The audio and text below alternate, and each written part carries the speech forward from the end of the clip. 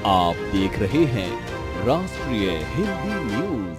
नमस्कार, आप देख रहे हैं राष्ट्रीय हिंदी न्यूज और मैं हूं आपके साथ सार्विका श्रीवास्तव। रुक करते हैं खबर की ओर। विदेश मंत्री एस जयशंकर ने पाकिस्तान के प्रधानमंत्री शहबाज शरीफ की भारत के खिलाफ टिप्पणियों पर कड़ी प्रतिक्रिया व्यक्त करते हुए कहा कि एक विफल राष्ट्र जो दूसरों की भूमि को लोभित करता है उसे उजागर और मुकाबला किया जाना चाहिए।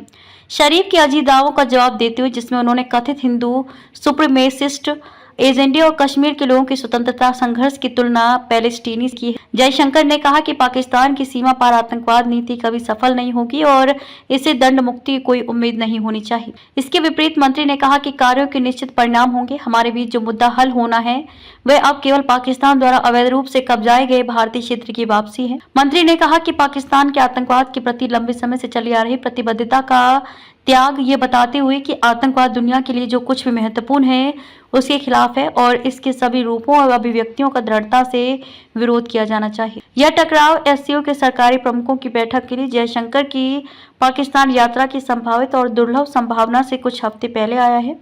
सरकारी स्रोतों ने अब तक इस बैठक में भारत की उच्च स्तरीय भागीदारी को नकारा नहीं किया है।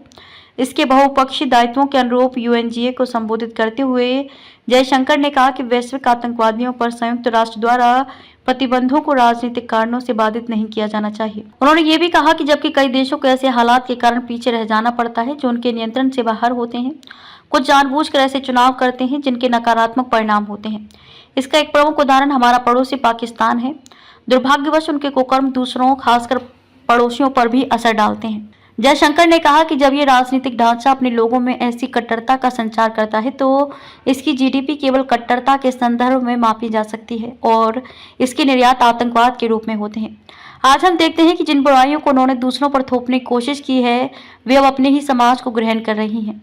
वे दुनिया को दोष नहीं दे सकते, वे केवल कर्म है। भारत का राष्ट्रीय वक्तव्य देते हुए जयशंकर ने गाजा और यूक्रेन संघर्षों के बारे में भी बात की और कहा कि दुनिया को बड़े पैमाने पर जारी हिंसा के प्रति निराशावादी नहीं होना चाहिए, न ही इसे व्यापक परिणामों से बेखबर रहना चाहिए। जयशंकर ने कहा कि चाहे वह यूक्रेन का युद्ध हो या गाजा का संघर्ष, अंतर्राष्ट्रीय समुदाय तात्कालिक समाधानों की तलाश कर रहा है। अंतर्राष्ट्रीय कानून और प्रतिबंधों का सम्मान इस संदर्भ में सबसे महत्वपूर्ण है। यदि हमें वैश्विक सुरक्षा और स्थिरता सुनिश्चित करनी है तो यह आवश्यक है कि जो नेतृत्व करना चाहते हैं वे सही उदाहरण प्रस्तुत करें।